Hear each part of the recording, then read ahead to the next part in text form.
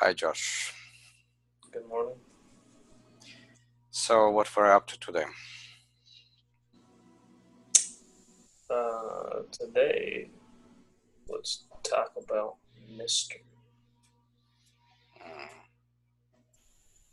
Well, one of the reasons why I stopped, It's a word that you commonly use.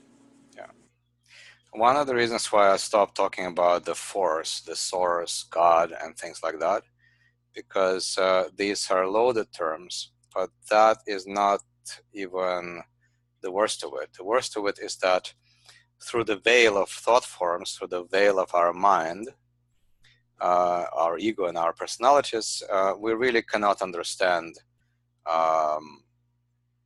that immense reality that is out there. Even when I'm talking about that immense reality out of there, I'm not talking about my current experience right now talking to you. So the best thing in my mind was to call it for what it is. Mystery. Not a mystery, not the mystery, but a mystery with a big capital M.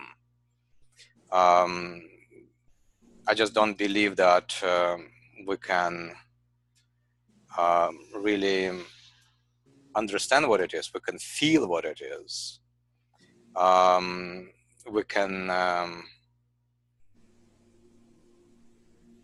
can experience some part of it, but we cannot really experience the fullness of it. Not only that, what I'm talking right now about is nonsense. I don't know if you can experience fullness of it, because if you experience something, how do you know that that's the whole thing?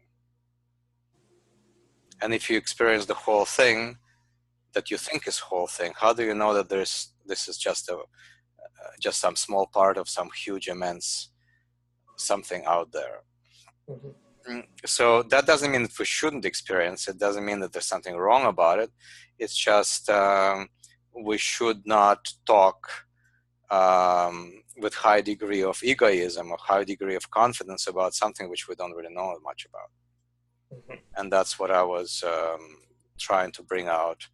And it's fairly prominent, as you know, in my book, Abandoning Exile, which, by the way, you guys can buy if you go to the website, blah, blah, blah, or Amazon, etc. And not only that, you can go to Patreon and support us as well. All of that is linked from the website. So that's the thing about mystery. One thing that I was telling to you just a couple moments ago before we start recording is that on the path, there's a lot of talk about respect and what's another word, and being aware of mystery and whatnot.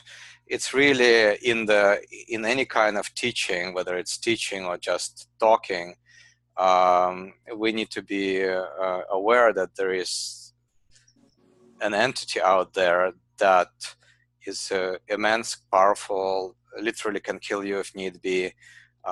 So it's a mystery, but it has power, and you cannot experience the whole thing, but you can experience some of it, and that experience is worth it.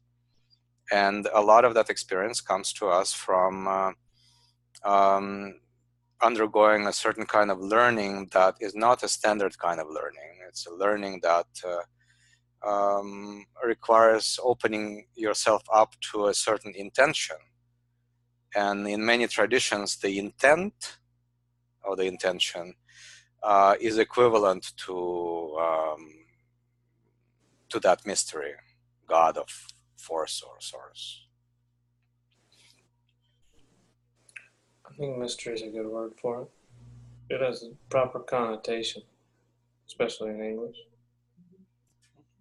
Well, same thing in Russian. I thought about it actually for a long time. This was not there right away.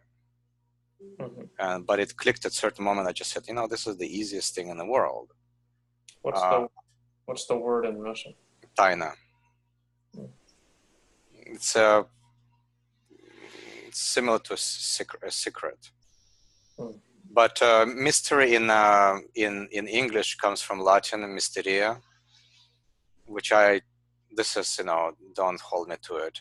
I think in Catholic Church, that was a very big deal, especially for the early fathers. But yeah, it's a mysterious force, which pretty much anyone who lived more than 3 years old knows there is something going on there. So we all know that there is a mystery out there. We just need to admit it to ourselves. And spiritual path is really about,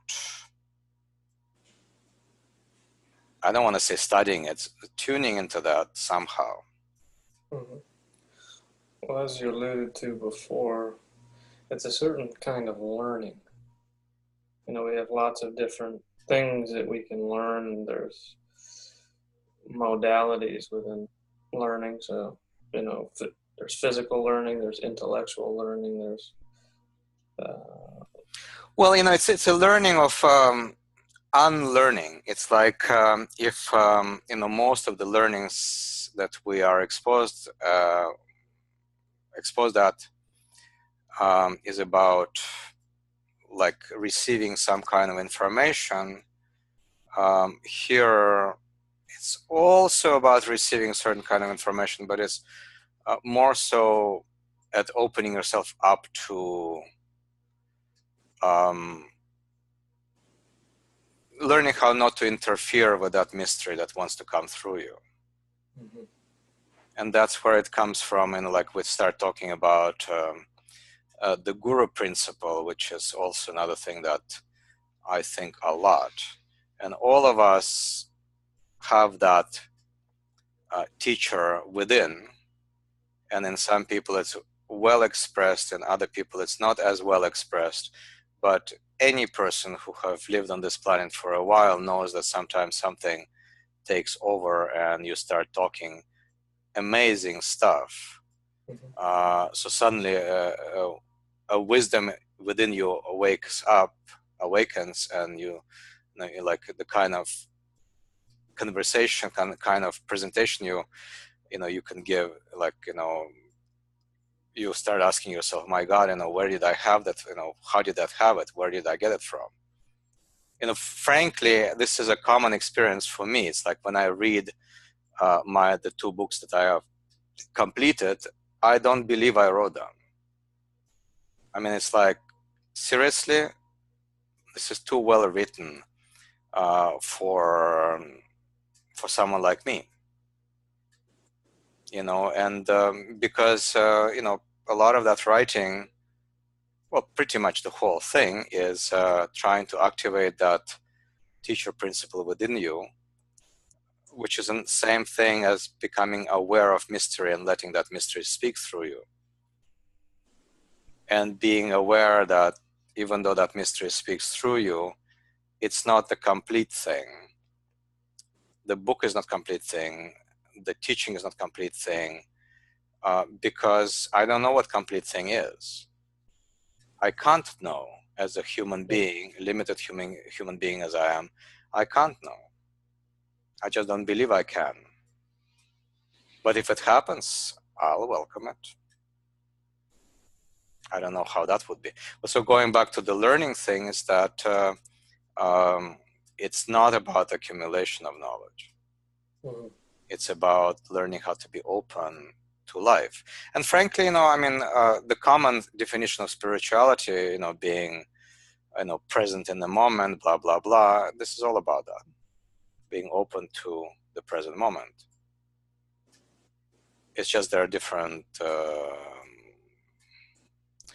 degrees of being open, let's say.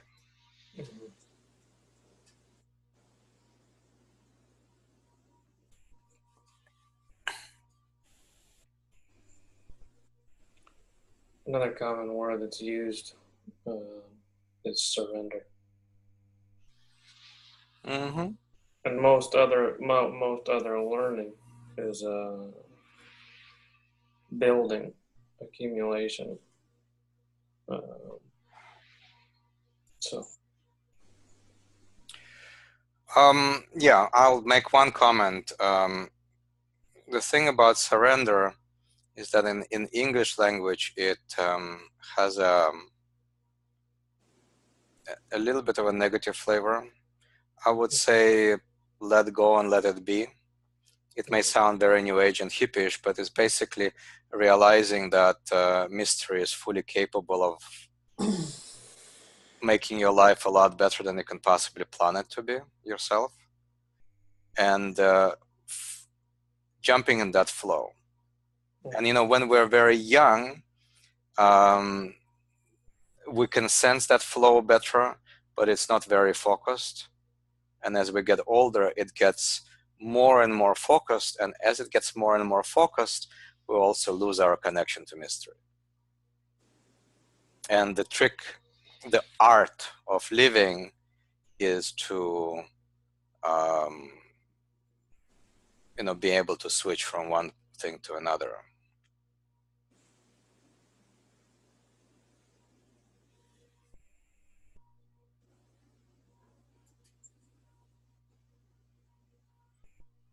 That's, I guess, it's part of, you know, becoming wise. Is you know, you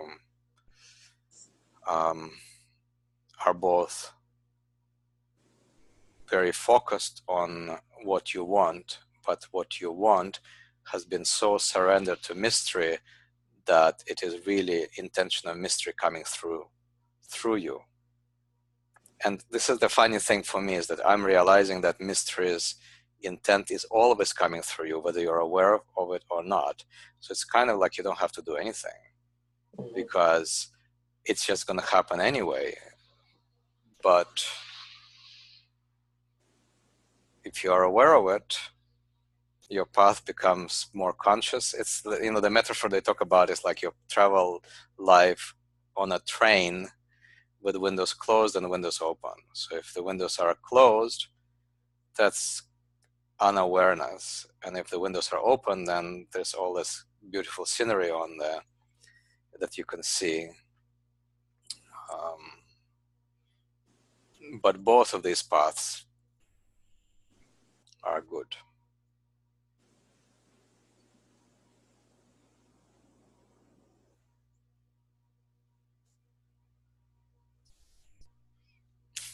Someone is telling me to turn off the recording. I will do as you bid.